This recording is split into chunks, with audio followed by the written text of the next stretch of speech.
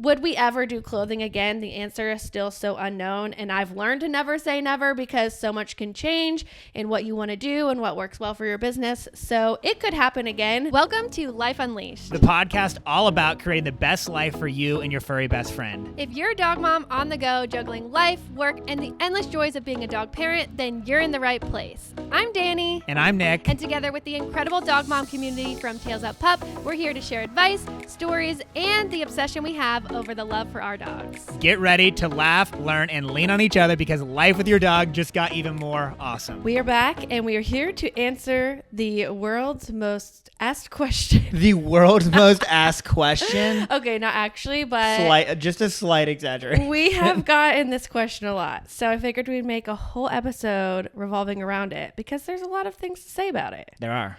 So, the question is... what happened to our clothing, boutique clothing, Tails Up Pup? Why were you selling clothing? What is going on? All things. Why'd you stop selling it? Yeah, everything revolving boutique clothing at Tails Up Pup. So I guess we'll start with like the OG story of how we'll go down. We'll chronologically talk about it. Yeah, I think that'll make the most sense. Why we started, how did it even come into being, and then all the way to the end. Right now, where we are today. Okay, so backtracking, it was what, 2020 or 2021? I want to say it was early 2021. It was like literally the day Ensley started working there, I feel like. So, Yeah, very early on when Inslee started. yeah, so probably 2021, like New Year's, because her first day was like New Year's Day or something. So, if you know about Tails Up Pup, we have grown our entire business on social media, and it has all been about photos, capturing those special moments. You know, we really started, our biggest things were weddings, pregnancy announcements, graduation, like those special photo moments, and Christmas, of course. And so it was all revolving around these special moments with your dog and capturing those moments, which in turn meant that you had to have cute things in your photos. And so we were marketing these products with like mostly Gracie and I in these photos. So I would, you know, go to Target, Old Navy, like all the places that I enjoyed shopping to buy something that would look cute with the dog bandanas that we were selling. Yeah, you would spend a lot of time you would always say, I'm trying to coordinate with the outfit and the vibe. And It had to be the right color, like the right pattern. And so obviously we're posting these pictures on the internet and people were like, wait, I also like what you're wearing. Like, where did you get that? So we more started with affiliate clothing by, you know, linking to these items that I was wearing. And we realized a very consistent pattern of, you know, girls being interested in not just the bandanas in the photos. Well, when you go through like all that effort to pick something that like is really cool and coordinating, like it just I feel like it really like enhances and makes a picture, you know, look really good. And so people wanted that for themselves. Or like, I guess like we felt like people wanted to buy the full look. It was like, you know, obviously we were making and selling the bandanas, but they also were like wanting to buy the clothing. And sometimes even people would be like, where'd you get that like mug or, you know, some of the props that we'd use for the photos. Yeah. I was going to say something, but I don't know if this is illegal. Illegal? A confession to the very first parts of owning the business. Okay. What are you about to say? Well, we didn't have like that much money to invest in this stuff, so I would return the items after I wore them in the photo because we couldn't afford to have all of these expenses for these photos. You didn't do that very much. It didn't last long because obviously it was working out well for us and we grew quickly. If you go back to one of our original viral videos of Can You Make a Living Selling Dog Bandanas, that was very early on and we were, you know, quick to grow and all those things. But I thought that was a funny piece that was reality. That did happen. But yes, so I remember truly the first photo that this was a part of. I was wearing black gingham and Gracie was wearing the black gingham bandana. We're laying in the grass. It's so cute. That was like when Gracie was like a puppy. She was a puppy. And I remember that was like really the start because people were like, wait, where'd you get that top? And I know I got it from Target, and I had returned that top after the photo. Yeah, I don't remember you doing very much of that, but No. that's funny that one happened. So that's really how it started, and we then put more effort into the outfits I was wearing and making sure we could link to them and sharing that information. And one day, it was like that first week that Ensley worked there, she probably thought I was crazy. I walked in the room and I went to Nick and I was like, I have this crazy idea, but what if we sold the clothes instead of like linking to these clothes to other people? Like, there's so much potential for our business to grow, and we have so much then free range of those exact items that we're carrying. We can source these items and we can really make it our own. And I remember being pretty nervous because it was a very crazy idea. Well, I feel like there was like almost no fear. You were just like, you know what? We know nothing about the clothing business, but let's just jump with both feet in and try to figure it out. That's basically what you were saying we should do. It felt like we were doing it for someone else, so why not just do it for our own selves? And Nick was like right away, yes. Yeah, it made sense because I saw like all the comments and like all the people that were like so super interested in the clothes that you were wearing. It was like, if people were that interested in something that we're not even, specifically going out there and trying to sell and like exactly pairing, we just had to find what we could easily find on the open market. But if we were going to go specifically find outfits that were going to pair like perfectly with our collection stuff, I was like, I think they could do well. I remember our first employee, Tori, was also in the room. And so it was two girls like me, like younger girls into fashion. So I kind of had my little target market in the room with me when Nick and I were talking about it. And everyone was just on board instantly. No one was like, I don't know. And we didn't feel like it was a big risk at the time. We just felt like, we're already doing it, so let's just try. And at that time, we were this handmade dog bandana business, and that's truly what we were. But at the core of who we were and what we wanted to be, we were about capturing those moments with your dog. And so that's how we really transformed into a dog mom shop, because now we were not only selling things for dogs, but we were going to sell things for humans. Was this before embroidery? This was, oh yeah. Okay. Yeah, no embroidery yet. So we really hadn't, I guess, dabbled really into the human realm that much yet. No, we had not. This was like the first thing. Wow, that's hard to get my timelines right, but I guess that does make sense. Yeah. So we didn't even know where to start. But I will say, because I had those two girls, Tori and Ensley, in the room, who were also like passionate about this as well. So, and Ensley specifically, like this was going to be part of her job if we did it. And so she was also very interested in it, which made it, flawless transition, because she wasn't like, oh, I don't want to do that, or I don't like your style or whatever. Like, we were just on the same page from the get-go, which was very helpful. Another thing that we should mention is, I guess, really the first dabble into human stuff, we started doing like the graphic tees. Yeah. So we had a little bit of a proof of concept that vinyl graphic tees. People will buy something to wear for themselves from us. Yeah. People were doing that. So it was like, why not make it a more coordinating, cute outfit? Yeah, I guess we had also done the graphic tees like printed from manufacturers, not just the vinyl tees too. Right, I think at that time. But we didn't know where to start, or we're like, how do you even buy these boutique clothes? So we had to go through all the hoops of learning that. And that again just goes back to everything that we've done. If you don't know how to do something, there's lots of information on the internet. We didn't know anyone who could really help us, and we just kind of figured it out as we went. And we are lucky to live near Atlanta, where there are giant fashion boutique expos. So that was very nice. But I remember I had just bought a top from a small boutique, and that top is what really, I was like, I want to sell things like this. And we did end up selling that exact top in our first launch. So I found how to buy from that manufacturer. And I mean, I bought something from someone else. I was like, I like this. Let's contact this manufacturer. And that's kind of what really kickstarted it, because I really liked the quality of that item. It was super cute. And that was like our first top to ever sell out. I was like, people will love this. And I was right, just to say, I'm pretty good at, I will also, we missed the very first part of the whole, if we were starting from the OG part, that I went to school wanting to be a buyer. You did. For clothing like this.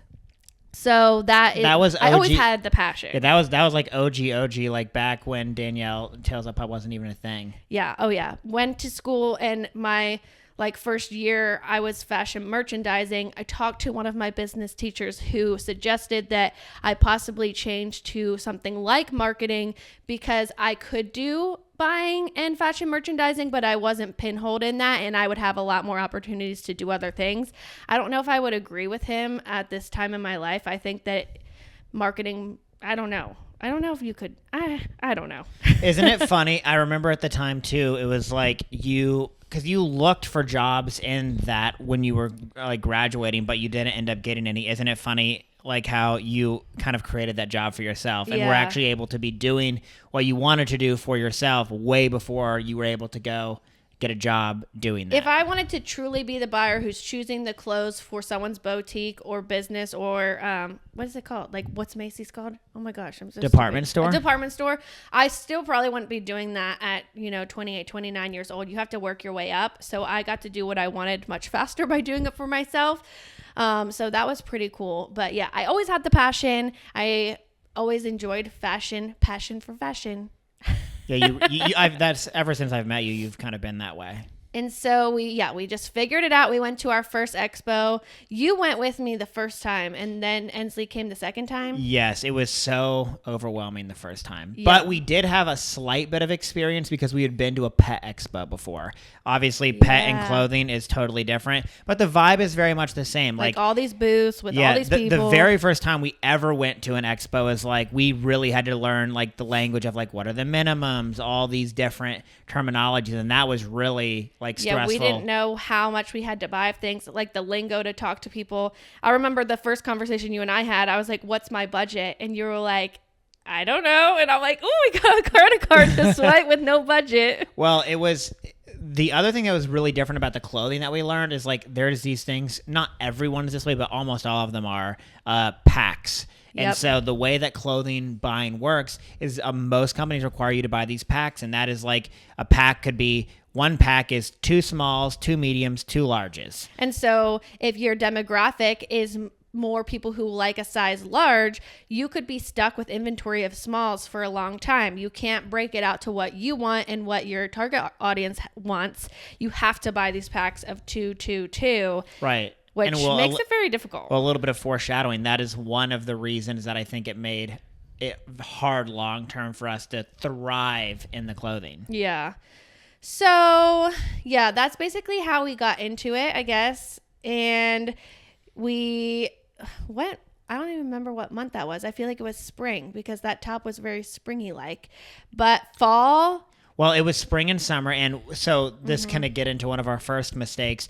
We also didn't really know the breakdown of like how much stuff to buy. We didn't really know what our strategy was going to be. So I think we had said, all right, well, kind of like bandanas, let's buy a fair amount of inventory up front or whatever, because we had come from the times where we had always continued to run out of fabric and all this stuff. So we had a little bit more of a scarcity mindset. So we're like, we need to stock up on this stuff. And, we're doing it. We were trying to do it big and, let's just go. But what we didn't realize is this is the first time we're selling clothing, and it wasn't going to be as big as we thought, ultimately. Yeah, we definitely overbought in the beginning, which ended up lasting as a long-term kind of lesson. That was really the biggest mistake we made, is we just bought way too much in the beginning. The first time, yeah. The very first time. And so we learned maybe that lesson. Maybe I should have said, this is the budget. Yeah, we should have had a budget. But we didn't know how much things cost, and like... Yeah, that's why we didn't come up with a budget. We had no idea like what anything was going to be priced at, and we're like, well, if we think we're going to be able to sell it, we weren't going crazy. So anything. Summer was really a tough time because we were new, we overbought, we didn't really know what we were doing. But come fall, we thrived. Everyone just, I guess, loves going back to school shopping, fall shopping. Fall's just a fun time with pretty colors and time to get sweaters and wardrobe switches and all those things. So fall really boomed for us. We would sell out of like everything. Right. And that was always a fun time. And also for Christmas, because people were taking Christmas photos. And fall and Christmas were always our best seasons for the clothing, and summer was always the hardest for us. And spring it was like kind of hit or miss. Some items would do really well and others wouldn't. Overall too, like with our embroidery and our graphic tees, we could have a much wider range of sizes, but in the boutique world, a lot of them only sell small, medium, and large. And people in our target market are sizes other than that. So that was also very difficult to not offer an item that they wanted, but they couldn't buy because it didn't come in that size. And that was completely out of our control because a lot of these manufacturers just don't make them. And I truly don't know why they don't. Yeah, it started to get very frustrating because with the embroidery, one of the reasons I think embroidery was able to grow well is we were able to offer the exact sizes and get the exact quantities that we needed for that stuff. So as an example, we could project, all right, well, let's buy 4 smalls, let's buy 7 mediums, let's buy 10 larges, 5 extra larges, and 3 2X, and that was kind of going to be what the inventory was like. We'd stock and we could sell that, and then if the larges sold out faster, we could reorder just larges. If the smalls sold out, we could reorder just smalls. And so that works so well for the embroidery. Where the clothing, we just missed out on so much potential because it was like, well, we can't be stuck with 7 smalls at the end. So when our larges would sell out, we couldn't restock the larges. So we missed out on all those sales. But when we needed bigger sizes, they didn't carry them. So we couldn't sell any of that stuff. And it just was, we never could get the inventory right because the pack problem just made it really tough. Another thing that was really hard for us is wanting to be the affordable company and allow people to get, a lot of things for a good deal. And so if you look at these other smaller boutiques, they're selling a shirt for $100, $80, and ours were like $25, $30. We had way less margins to do sales and do other things like that.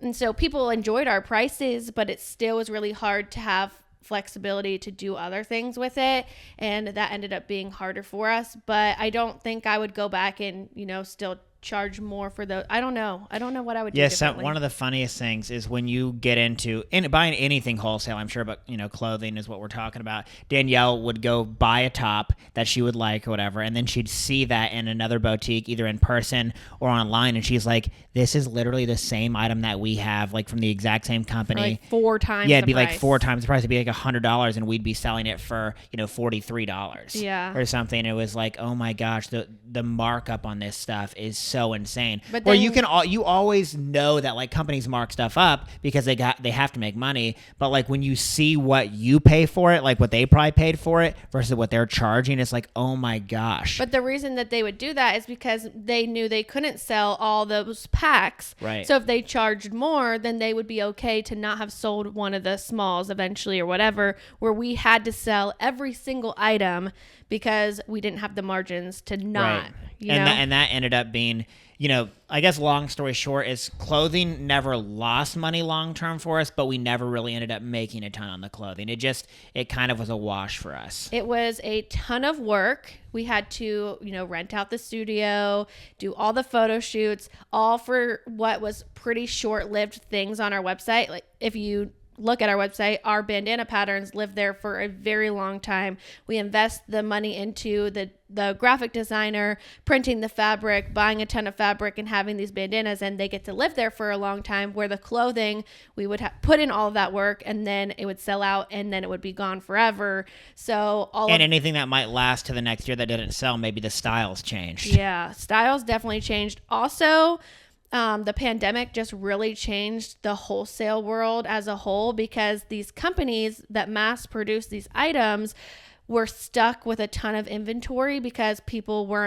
stores weren't buying when they were afraid of not knowing what was happening and like being told they couldn't be open and all of the craziness of the pandemic. That really, held wholesale at a halt. And so these styles, like you're saying, people's styles change every season, and they were continuing to keep pushing the same clothing for like 3 years in a row, I feel like.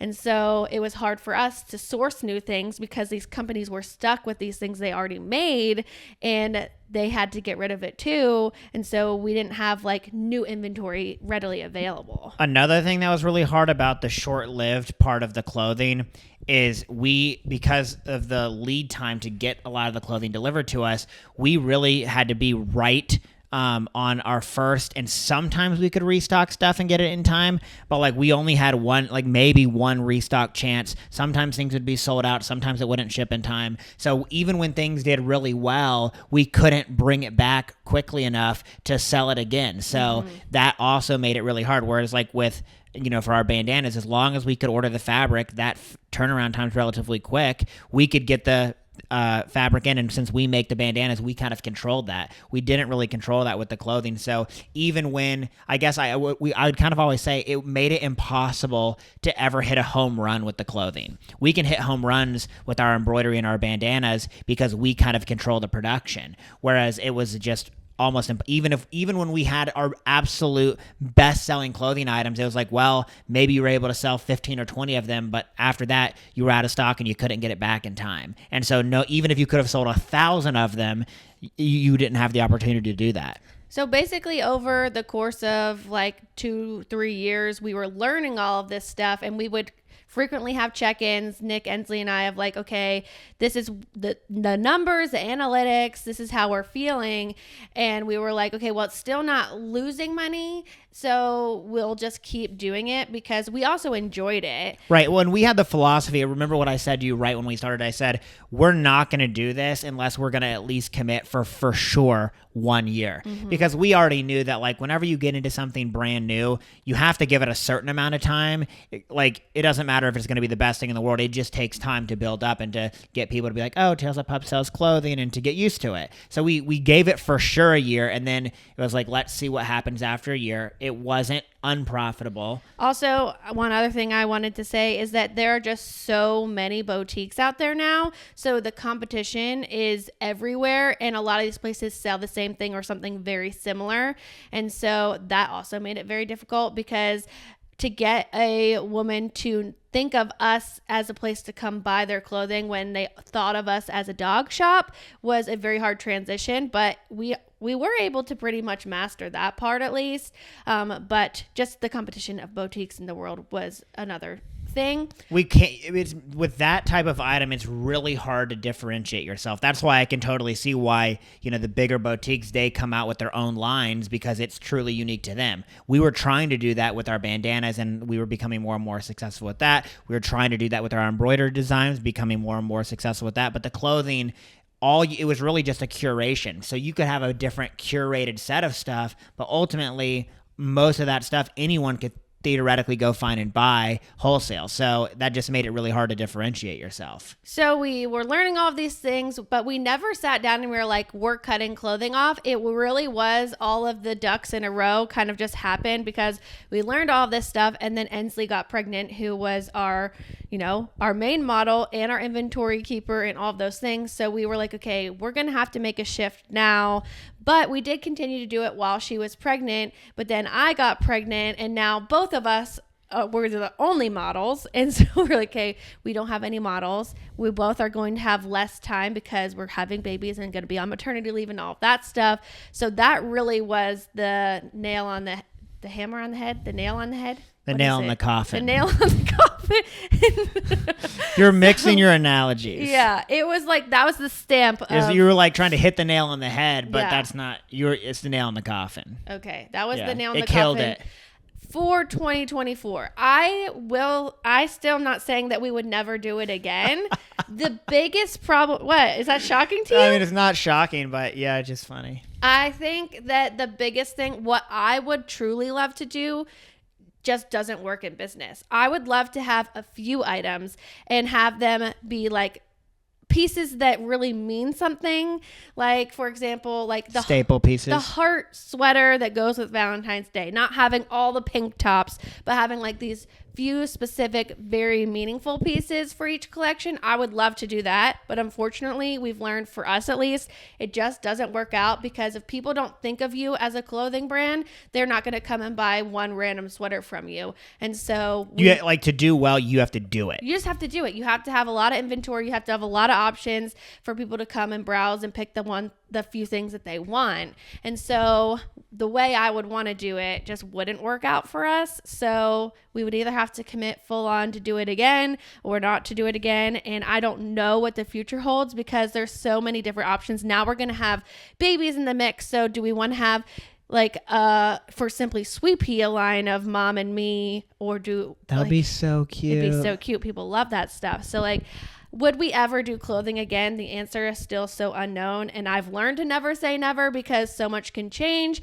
in what you want to do and what works well for your business. So it could happen again, but right now it just isn't where we're at. Well, I mean, and like the other piece, and you touch on it a little bit, was like there just wasn't, it wasn't bringing in enough money for the time that we were putting into it with you and Inslee both having kids and all this stuff. It was like, if we're going to have to scale back on one area, that seemed like a very good area to scale back on. The embroidery was doing great. The bandanas are doing great. So it was like, why would we continue to put it? We were putting so much time into clothing that was only a very small percentage of the sales. Yeah. So, and overall, like with the embroidery, we can buy one blank sweatshirt and put anything on it. Our possibilities are endless. So we've really chosen to take that and run. And that is more than half of our business revenue now. Right. And that's why I would agree with you. I think we successfully, navigated the becoming the dog and me shop. That was the really big question, was can we convince people to buy human stuff from Tails Up Pup? Is that going to be something that people will accept and actually buy? And I think we've more than proved that because it's more than half our business. I think we truly are the dog mom shop. But what definitely seemed a little bit harder, and I think you would agree with this, is it was harder to prove the concept of, will people buy stuff that is totally not dog related from Tails Up Pup? I think that was, I don't know that we for sure got the best answer to that. I also think we were able to thrive when we started with the boutique clothing because it was during the pandemic when people weren't going into stores and they were online shopping. But as soon as people went back to going to even places like Target and Old Navy, those items are cheaper and people will always choose the cheaper items. And so we were kind of in a bad middle ground. It's like we weren't the cheapest and we weren't like super high end. I feel like some people want to go spend, the super fancy high-end stuff,